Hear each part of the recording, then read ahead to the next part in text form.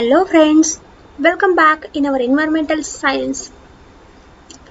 In last video, we have start our fourth chapter, that is environmental balance. विद्यार्थी मित्रांनो, मागच्या व्हिडिओमध्ये आपण आपला जो परिसर भाग 1 यामधला फोर्थ चॅप्टर आपण त्याची सुरुवात केली होती, म्हणजेच आपल्या biodiversity means the variety we see in all the living things that belongs to particular area is called the biodiversity. म्हणजेच एखाद्या भागामध्ये असलेले जेवढे काही सजीव आहेत तर त्या सजीवांमध्ये असलेली जी विविधता असते, प्रत्येक सजीव म्हणजे हरिण असेल, वाघ असेल, इवन बैल असेल, त्या प्रत्येक सजीवामध्ये जे काही बदल आहेत, जी विविधता आहे, त्यालाच काय म्हटलंय, जैवविविधता. त्यालाच आपण बायोडायव्हर्सिटी म्हणतो. देन व्हॉट इज एन्व्हायरमेंट म्हणजे परिसर कशाला म्हणायचं? That is the surroundings and the conditions in those surroundings which affect the life of organism there are together known as environment. म्हणजेच आपल्या परिसरामध्ये असलेला किंवा आपल्या आसपास जेवढा काही परिसर आहे त्याच्यामध्ये असलेले विविध घटक असतील की ज्यांचा परिणाम आपल्या परिसरावरती होतो, या सगळ्यांना मिळून काय म्हटलं जातं तर एन्व्हायरमेंट. यालाच आपण पर्यावरण म्हणतो. Living and non-living things are depend on each other.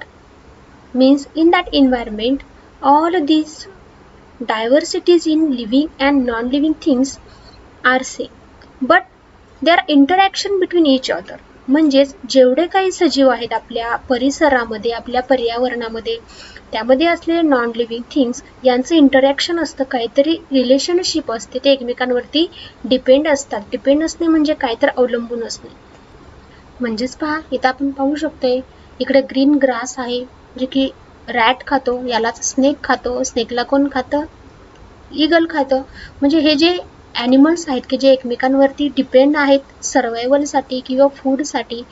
तर अशा पद्धतीनं आता इकडे आपल्याला दिसतंय की हे जे एन्व्हायरमेंट आहे यामध्ये काही ॲक्वॅटिक लाईफ आहे जे की पाण्यामध्ये राहते, आपण त्याला म्हणतो. ओके, काही टेरेस्ट्रियल आहेत.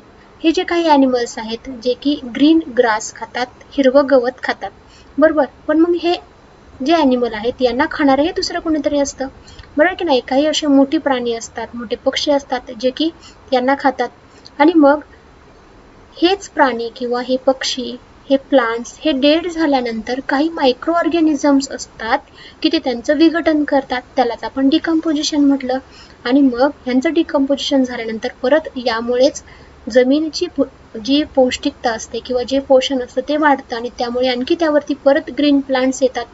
आणि मग हेच ग्रीन प्लांट्स परत सूर्यप्रकाशाच्या साहाय्यानं फोटोसिंथेसिस करतात, त्याला आपण प्रकाश संश्लेषण म्हणतो. आणि मग या प्रकाश संश्लेषणच्या क्रियेनं ते स्वतः तयार करतात. ओके, और next point is the food chain. यालाच आपण अन्न साखळी असं म्हणतो. मग ही अन्न साखळी म्हणजेच काय तर एन्व्हायरमेंटमध्ये असलेले जेवढे काही प्लांट्स आहेत, जेवढे ॲनिमल्स आहेत ते एकमेकांवरती अवलंबून असतात, बरोबर. आणि मग त्यांचं जे एकमेकांचं इंटररिलेशन आहे त्यालाच आपण फूड चेन म्हणतो. ते पिक्चरमध्ये आपल्याला दिसतंय पहा, ही फूड चेन आहे. That is worm eat grass and leaves. म्हणजे हे जे कीटक असतात हे काय करतात, हे ग्रीन ग्रास खातात, बरोबर, गवत खातात किंवा त्या झाडांची पानं खातात. देन ग्रास कॉपर्स ईट वर्म्स. हे जे ग्रास कॉपर ज्याला आपण नाकतोडा म्हणतो, हा काय करतो तर हे वर्म्सला खातो, ह्या कीटकांना खातो. अँड बर्ड्स ईट ग्रासहॉपर्स. म्हणजे जे पक्षी असतात ते काय करतात, परत या कीटकांना खातात किंवा त्या नाकतोड्यांना खातात. आणि अशा प्रकारे ही जी फूड चेन आहे तर तिचं जे रोटेशन आहे तर ते चालू असतं, बरोबर. ही छोटीशी एक फूड चेन झाली. त्यानंतर मग यू कॅन टेल म्हणजे तुम्ही हे सांगू शकता काय, हू इट्स बर्ड्स. बर्ड्सला कोण खातं? कोण खात असेल बरं बर्ड्सला? Yes, some birds like eagles, owls, snakes eat birds and their young one. म्हणजे हे जे बर्ड्स असतात त्यांना काय खातात, ईगल, बरोबर. ईगल किंवा ऑल, स्नेक्स हे जे प्राणी आहेत, काही पक्षी आहेत तर ते काय करतात तर या बर्ड्सला खातात किंवा त्यांची जी छोटे छोटे पिल्लं आहेत त्यांना ते खातात. आणि त्यांचं जे लाईफ सायकल आहे तर ते चालू असतं. ओके, त्यानंतर what is the food of plants. प्लांटचं फूड काय आहे तर आपल्याला माहिती आहे प्लांट्स काय करतात, they prepare their own food with the help of sunlight, water and the minerals absorb from the soil. हे जातात. मग ही जी प्रोसेस आहे यालाच काय म्हटलं जातं, फोटोसिंथेसिस म्हणजेच सनलाईट आहे. बरोबर, सूर्यप्रकाशाच्या साह्यानं जमिनीमधलं जे काही पाणी आहे किंवा सॉइलमधलं असलेलं वॉटर, याला मिनरल्स, वेगवेगळे जे मूलद्रव्य आहेत ते शोषून घेतात आणि त्याच्या साह्यानं त्यांचं अन्न तयार करतात आणि ॲटमॉस्फिअरमध्ये काय करतात, तर हा ऑक्सिजन जो गॅस आहे तर तो इव्हॉल्व करतात. मग ह्यांची जी एक चेन बनते त्याला काय म्हटलं जातं, food chain. That is there are several link in this chain. म्हणजे आपण पाहिलं की एक जो छोटा किंवा ग्रीन ग्रास असेल, हिरवं गवत असेल, तर वॉर्म म्हणजे कीटक काय करतात, ते हिरव्या गवताला खातात. मग कीटकांना कोण खातं, तर पक्षी खातात किंवा पक्ष्याला आणखी दुसरे ॲनिमल खातात, छोट्या ॲनिमलला मोठे ॲनिमल खातात आणि हेच मोठे ॲनिमल परत डेड झाल्यानंतर त्याला जे काही सूक्ष्म कीटक असतील, सूक्ष्मजीव असतील, ते त्यांचं विघटन करतात आणि अशा प्रकारे हे जे त्यांची सायकल आहे, फूडची चेन आहे, तर ती कंटिन्यू चालू असते आणि त्यालाच आपण काय म्हणतो, तर food chain. That is there are several food chains. If the link were to separate from each other could they be called a chain. जर ही जी लिंक आहे ते एकमेकांपासून वेगळी झाली, याचे जे पार्ट्स आहेत ते वेगळे झाले, तरीही आपण त्याला चेन म्हणू का, तर नक्कीच नाही. ज्यावेळी ते इंटरचेंज असेल, एकमेकांना डिपेंड असतील, तेव्हाच आपण त्याला चेन म्हणू. That is even though each link is a complete object, it is joined to the link before and after it. म्हणजे प्रत्येक यातली जी लिव्हिंग सिस्टीम आहे किंवा या चेन मधला जो प्रत्येक पार्ट आहे तो जर सुरुवातीच्या चेनच्या त्या ऑब्जेक्ट्सला काहीतरी कनेक्ट असेल किंवा नंतरही कनेक्ट असेल तरच त्यांची चेन बनेल. बरोबर, जे लिव्हिंग किंवा जे सराउंडिंगमध्ये असलेले जेवढे ॲनिमल्स आहेत, जेवढे लिव्हिंग सिस्टीम आहे, ती प्रत्येक सुरुवातीच्या कोणावर तरी डिपेंड असेल आणि नंतरही कोणाचं तरी ती फूड असेल आणि अशा प्रकारे त्यांची जी फूड चेन आहे तर ती कंटिन्यू चालू असते. यालाच आपण सायकल सुद्धा म्हणतो. बरोबर. त्यानंतर if any link become lose the chain is broken. म्हणजे यातली एखादी का लिंक कमी झाली किंवा तुटली, लूज झाली, तर ही पूर्ण चेन विस्कळीत होते. In the first picture we see the sun, some plants, worms, grasshoppers and sparrow. आपण सुरुवातीला पाहिलं की याच्यामध्ये काय आहे की हा जो सन आहे, या सनच्या साह्यानं म्हणजे सूर्यप्रकाशाच्या साह्यानं हे प्लांट्स काय करतात, तर स्वतःचं अन्न स्वतः तयार करतात. त्यानंतर आपण पाहिलं की जे वर्म म्हणजे कीटक आहेत ते काय करतात, तर हे ग्रीन ग्रास खातात किंवा त्याचे जे लीव्ज आहेत ते खातात. मग या कीटकांना कोण खातं, तर ग्रासहॉपर्स. बरोबर, नाकतोडाने, या नाकतोड्यांना कोण खातात, तर बर्ड्स खातात.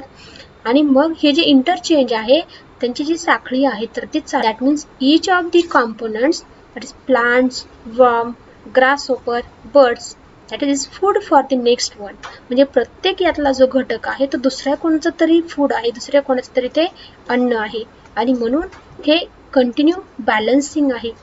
बरोबर. जर आपण पाहिले की जर दुसरा घटक नसेल तर एकाचे जे नंबर आहेत तर ते वाढू शकतात. That is why we say that they form a chain. आणि म्हणूनच त्यांची अशा प्रकारे एक चेन तयार होते की ज्याला आपण फूड चेन म्हणतो. Such a chain is called food chain. Okay, याच चेनला काही म्हटलं जातं तर अन्न साखळी असं म्हटलं जातं. म्हणजेच या अन्न साखळीमध्ये जेवढे काही प्लांट्स येतात, जेवढे ॲनिमल्स येतात, म्हणजेच आपण टोटली त्यांना काय म्हणतो, तर लिव्हिंग थिंग्स. आणि ह्या लिव्हिंग थिंग्समुळे जे एक प्राणी दुसऱ्यावरती डिपेंड आहे, दुसरा तिसऱ्यावरती आहे अन्नासाठी, आणि त्यांची ही जी इंटरचेंज, जे इंटरॅक्शन चेन बनते त्यालाच काय म्हटलं जातं, तर फूड चेन असं म्हटलं जातं. हीच फूड चेन आपण इन डिटेल्स पाहणार आहोत. तर पहा, इथे दिसते आपल्याला ग्रास म्हणजे काय, यालाच म्हटले प्रोड्युसर. प्रोड्युसर म्हणजे काय, तर स्वतःचे अन्न स्वतः तयार करतात, त्याला काही म्हटलं जातं प्रोड्युसर किंवा स्वयंपोषी म्हटलं जातं. देन प्रायमरी कंझ्युमर म्हणजेच जे ग्रीन ग्रास खातात, जे प्रोड्युसरवरती डिपेंड असतात, त्यांना काही म्हटलं जातं प्रायमरी कंझ्युमर. आणि सेकंडरी कंझ्युमर म्हणजे काय, तर जे प्रायमरी कंझ्युमरला खातात त्याला काही म्हटलं जातं सेकंडरी कंझ्युमर. ओके, मग आता याचेच वेगवेगळे आपण एक्झाम्पल्स पाहणार आहोत की कशा प्रकारे हे प्रोड्युसर किंवा प्रायमरी कंझ्युमर, सेकंडरी कंझ्युमर एकमेकांवरती डिपेंड असतात. ओके, तर बघा, तर फॉक्स आपल्याला दिसते. फॉक्सचं फूड काय आहे, तो काय करतो, छोट्या छोट्या ॲनिमलला खातो दुसऱ्या. ओके, त्यानंतर आणखी काही असे ॲनिमल आहेत तर ते काय करतात, डायरेक्टली ग्रीन ग्रास खातात, यांना काही म्हटलं जातं तर primary consumer. Okay, then this is snake.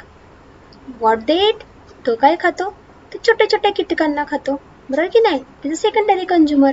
मग हे मोठे फिश असतात ते काय खातात, तर कधी कधी जे सी मधलं असलेले फूड आहे ते खातात किंवा छोट्या छोट्या फिशला खातात. इथे दिसतंय पहा. Okay, then here is the producer, then primary consumer, that is grasshopper, बरोबर. then what is secondary consumer, that is bluebirds, they eat the grasshoppers. then what is tertiary, त्यानंतर आणखी पुढची स्टेप काय असेल तर त्या बर्ड्सला कोण खातं, स्नेक्स, आणि त्याच्यानंतर या स्नेकला कोण खातं, owl. Okay, that is apex predator, म्हणजे सगळ्यात वरचा जो खाणारा आहे तर त्याला काही म्हटलं जातं अपेक्स प्रिडेटर, जसं की टायगर आहे किंवा लायन आहे, जे की मोठ्या मोठ्या प्राण्यांना खातात, त्यांना आपण खूप टोकाचे असे कंझ्युमर्स असं म्हटलं जातं. ओके, इथे काही पिक्चर आपण पाहतोय पहा, की जे दुसऱ्या प्राण्यांवरती फूडसाठी डिपेंड असतात. पहा इथं आपल्याला एक छोटंसं रोप दिसतंय, काय आहे हे, yes it is a mushroom. मग हे मशरूम स्वतः तयार करतात का, तर नाही, तर ते काय करतात, दुसऱ्या प्लांट्सवरती त्याची ग्रोथ होते, बरोबर. याला काही म्हटलं जातं डिकम्पोजर, की या मायक्रो ऑर्गॅनिझमच्या सहाय्यानं या प्लांट्स आणि ॲनिमलचं डिकम्पोजिशन होतं आणि मग ह्याच्यामधून जे न्यूट्रिएंट्स मिळतात तर त्यापासून परत ग्रीन प्लांटची ग्रोथ होते, बरोबर. तर पहा, what is food chain. Food chain म्हणजे काय, तर food chain is the path by which energy passes from one living things to another. म्हणजे फूड चेन, अन्न साखळी अशी आहे, असा एक मार्ग आहे की ज्याच्यामध्ये एनर्जीसाठी एक लिव्हिंग सिस्टीम हा दुसऱ्यावरती अवलंबून असतो, म्हणजेच एक सजीव हा अन्नासाठी दुसऱ्या घटकावरती अवलंबून असतो आणि त्यांची जॉईन होऊन एकमेकांना जोडून जी साखळी तयार होते यालाच अन्न साखळी असं म्हटलं जातं. In the food chain, there are several components, that is first producer, consumers and decomposers. या फूड चेन मध्ये हे वेगवेगळे फॅक्टर असतात, जे की प्रोड्युसर म्हणजे स्वतः तयार करतात. कंझ्युमर मध्ये आपण पाहिले की प्रायमरी आहे, सेकंडरी आहे, टर्शरी आहे किंवा टॉपचे आहेत, आणि डिकम्पोजर म्हणजे त्याला विघटन करणारे सुद्धा घटक त्याच्यामध्ये असतात. मग हे जे महत्त्वाचे 3 घटक आहेत ते आपण एक एक पाहूयात. That is first producer. Producers make their own food, म्हणजे ते स्वतः तयार करतात. Green plants use energy from the sun to make food. The producers are on the bottom of the food chain. म्हणजे प्रोड्युसर हे सगळ्यात सुरुवातीला असतात, सगळ्या खालच्या स्तराला ते असतात, कारण ते काय करतात, स्वतः तयार करतात. ते फूडसाठी दुसऱ्या ऑर्गॅनिझमवरती डिपेंड नसतात. ओके, आणि मग दुसरा जो आहे तर तो काय आहे, कंझ्युमर. मग कंझ्युमर काय करतो, दे ईट द प्रोड्युसर, म्हणजे ते काय करतात तर ग्रीन ग्रास खातात आणि ते अन्नासाठी हे प्रोड्युसरवरती डिपेंड असतात. Okay, then carnivorous means animals who only eat other animals. म्हणजे आपण पाहिले की जे कंझ्युमर असतात ते काय करतात, त्याच्यामध्येही प्रायमरी आणि सेकंडरी आहेत. तर प्रायमरी कंझ्युमर म्हणजे काय, की ते फक्त ग्रीन ग्रास खातात, बरोबर. ते फक्त प्लांटचे जे लिव्ज आहेत किंवा जे गवत आहे ते खातात. मग कार्निवर्स काय करतात, तर त्या प्राण्यांना, त्या कीटकांना खातात, त्यांना म्हटलं जातं carnivores. That is tigers, lion, hogs, wolf किंवा कॉगर्स. ओके, देन डिकम्पोजर्स म्हणजे काय, विघटन करणारे. Then micro organism that are able to break down large molecules into smaller parts. म्हणजे जे मायक्रो ऑर्गॅनिझम्स असतात ते काय करतात, जे मोठे मोठे प्लांट्स किंवा ॲनिमल्स आहेत तर ते डेड झाल्यानंतर त्यांचे जे खूप मोठे मॉलिक्युल्स असतात तर त्याचं कन्व्हर्जन छोट्या छोट्या पार्टिकल्समध्ये ते करतात. That is decomposers returns the nutrients that are in a living things to this soil. आणि त्याच्यामुळं जे न्यूट्रिएंट, जे पोषण तत्वे असतात तर ते काय करतात, डिकम्पोजर्स तर सॉइलला देतात आणि मग त्याच सॉइलमध्ये पुन्हा ग्रीन प्लांट्स तयार होतात. ते स्वतः तयार करतात आणि ही जी फूड चेन आहे तर ती कॅरी होते. अशा प्रकारे आपण याच्यामध्ये food chain, food web, producer, decomposers काय आहेत याची इन्फॉर्मेशन पाहिली आहे. भेटूया पुढच्या व्हिडिओमध्ये नवीन पार्टसह. तोपर्यंत सगळ्यांनी आपली काळजी घ्यायची.